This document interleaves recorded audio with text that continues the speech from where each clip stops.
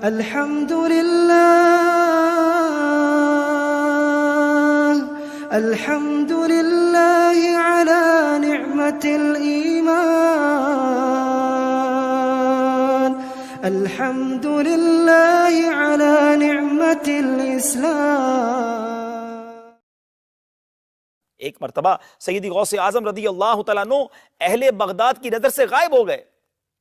لوگوں نے معلوم کیا کہ کہاں گئے، دجلہ کی طرف پتہ چلا تشریف لے گئے ہیں۔ تلاش کرتے گئے، دیکھا کہ آپ پانی پر چل رہے ہیں اور مچھلیاں نکل نکل کر آپ کو سلام کر رہی ہیں، قدم چوم رہی ہیں۔ اسی اسنا میں ایک بڑی نفیس جائے نماز دیکھی، تخت سلیمانی کی طرح ہوا میں معلق ہو کر بچھ گئی۔ اس پر 2 سطریں لکھی ہوئی تھی۔ پہلی سطر میں الا ان اولیاء اللہ لا خوف علیہم ولا هم يحزنون، اور دوسری سطر میں سلام علیکم اہل البیت انہ حمید مجید لکھا تھا۔ اتنے میں بہت سے لوگ آ کر جائے نماز کے گرد جمع ہو گئے۔ ظہر کا وقت تھا، تکبیر ہوئی، حضور امام ہوئے، نماز قائم ہوئی۔ جب آپ تکبیر کہتے تو حاملان عرش اٹھانے والے فرشتے آپ کے ساتھ تکبیر کہتے۔ جب آپ تسبیح پڑھتے تو 7 آسمان کے فرشتے آپ کے ساتھ تسبیح پڑھتے، اور جب سمع اللہ لمن حمدہ کہتے تو آپ کے لبوں سے سبز رنگ کا نور نکل کر آسمان کی طرف جاتا۔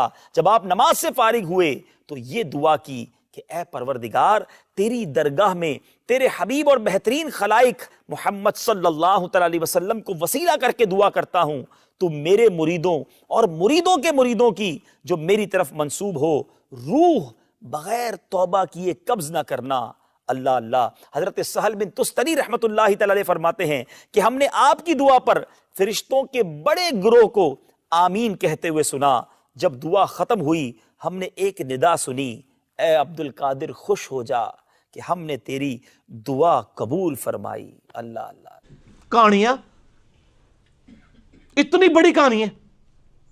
اور میرے بھائیوں، میں نے آپ لوگوں کو کئی بار بتایا کہ حضرت معاویہ رضی اللہ تعالیٰ عنہ جب حضرت عمر کے دور میں گورنر بنے تو رومن امپائر کے ساتھ جنگیں جاری رہتی تھیں، تو وہ سمندروں میں ان کی بہت بڑی آرمی موجود تھی، بڑے بڑے بحری جہاز تھے۔ تو حضرت معاویہ نے حضرت عمر کو خط لکھا کہ آپ مجھے اجازت دیں میں بھی ایک بحری بیڑا تیار کروں ان عیسائیوں کے ساتھ مقابلے کے لیے، ہمارے پاس بھی ریزروڈ اپنی نیوی ہونی چاہیے۔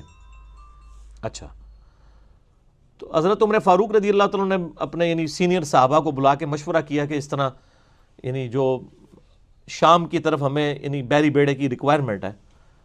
تو اس میں پھر مشورے میں چیز سامنے آئی کہ یہ اس وقت ظاہر لائف بورڈز اور جیکٹس تو نہیں ہوتی تھی، تو حضرت عمر کو یہ بتایا گیا کہ یہ ذہن میں رکھیے گا جب یہ بحری جہاز ڈوبتا ہے نا تو بندہ بچتا کوئی نہیں ہے۔ ظاہر اٹلانٹک کے اندر اگر آپ گر گئے ہیں تو وہ تو فریزنگ پوائنٹ ہے اس کا آلموسٹ پانی کا، آپ کو تیراکی بھی آتی ہو تو آپ زندہ نہیں رہ سکتے۔ ٹھنڈے پانی، ہمارے تو یہ گرم سمندر ہے نا، جو ٹھنڈے سمندر ہے اس تو ویسے ہی بندہ ڈبو کے بھی کاٹ لو تو مرے ہی نکلے گا 2-3 منٹ واسطے بھی۔ وہ سردی اتنی ہے، ہر چیز ظاہر دل بھی فریز ہو جاتا ہے۔ تو حضرت عمر نے کہا بھئی میں تمہیں اجازت، میں اپنے ساتھیوں کی لائف سٹیک پہ لگا کے، رسک پہ لگا کے میں بیڑی بیڑا بنانے کی اجازت نہیں دوں گا۔ صحابہ کرام کے تو کہیں دماغ بھی نہیں سن کہ بابے سمندر تو ٹور بھی لیندے نے۔ احمد انہوں ہی دسنا چاہ رہے ہیں کہ کتنی بڑی کہانی ہے۔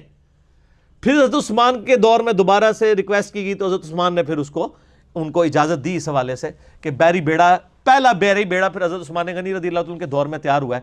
اس کی میں نے انجینئرنگ کی ہے کہ صحابہ کرام علیہم رضوان، ان کو تو یہ وہم بھی نہیں تھا کہ سمندر کے اوپر چلا جا سکتا ہے، سمندر کے اوپر آپ مسلح ڈال سکتے ہیں، سمندر کے اوپر گھوڑے چل سکتے ہیں۔ وہ کہتے ہیں بندے کے مروان لگے ہو، وہ کہتے ہیں بسم اللہ پڑھی تے پانی تے ٹرنا شروع کرتا۔ سر پانی چھڑ دو، میں تو ایتھے ایک نالے تو کوئی ٹور کے تھوڑا کو بزرگ دسے بسم اللہ پڑھ کے۔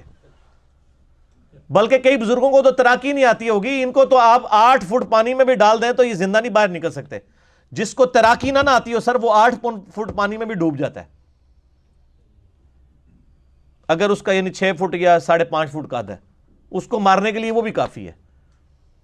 ٹھیک ہے، یہ سب کی سب کہانیاں ہیں، جھوٹ ہیں، اور انہی جھوٹوں کی بنیاد کے اوپر پوری پوری زندگیاں انہوں نے گزاری ہیں۔ ایک نگاہ ماری، یہ کر دیا، وہ کر دیا، اور بھائی میرے مسلمانوں کے کتنے ملک تباہ و برباد ہو گیا، آپ کی نگاہیں کسی کام نہیں آئی ہیں۔ افغانستان ختم ہو گیا، ٹھیک ہے جی، عراق کا تباہ کر دیا، شام تباہ کر دیا، پاکستان کی کمر توڑ دی، آپ کے بزرگ کب کام آنے ہمارے؟ ٹھیک ہے، وہ ہمارے ایک بھائی تھے، آج وہ ملنے کے لیے بھی آئے تھے مجھے بائی چانس، تو اس لیے مجھے ان کی بات یاد آ گئی. وہ عراق میں ہوتے تھے تو بڑے کٹر بزرگوں کے ماننے والے تھے. جب وہ عراق والی جب کویت والا معاملہ ہوا، امریکہ کی وار شروع ہوئی، تو وہاں تو بڑے بڑے بزرگوں کے مزار بھی آپ کو پتہ ہے وہ بمباری میں شہید تے نہیں کہاں گے سی، شہید تے ہوندی ہے کوئی شے حلال ہوئے، جڑی حرام شے وہ تو نہیں شہید ہوندی. صحیح مسلم میں حدیث ہے نبی علیہ السلام نے منع فرمایا قبروں پہ عمارت بنانے سے. باقی گنبد خضرا اور اس کے حوالے سے میری ڈیٹیل کے لیے یوٹیوب پہ آپ جا کے لکھ لیں تو آپ کو پتہ چل جائے گا قبر مزارات گنبد خضرا، اس کے بارے میں میرا کیا موقف ہے احادیث کے روشنی میں. تو مزارات شہید نہیں ہوئے سن، مزارات جڑے نو پج گئے بمباری وچ، ٹوٹ پٹ گئے. اچھا، وہ کہتا ہے میں ادھر سوچنے لگا کہ ہم پاکستان میں ان بزرگوں کو پکار رہے ہوتے ہیں اور یہ بزرگ اپنے مزار نہیں بچا پا رہے، اسے انی دور انہاں نو پکار رہے ہونے ہیں، انہاں دے کول سارے بم پے، نہ بندے بچے نہ مزار بچے. تو اس چیز نے اللہ نے ان کو ہدایت دے دی. ٹھیک ہے، یہ میرے بھائی اللہ تبارک و تعالیٰ کے معاملات ہیں. اللہ تعالیٰ نے دنیا کو بقدر ایفرٹ جوڑا ہوا ہے. یہاں پہ جو بندہ کوشش کرے گا اسی کے ساتھ معاملات جس طریقے سے ہوں گے، آپ نے فزیکل فنامنا کو ساتھ لے کے چلنا ہے.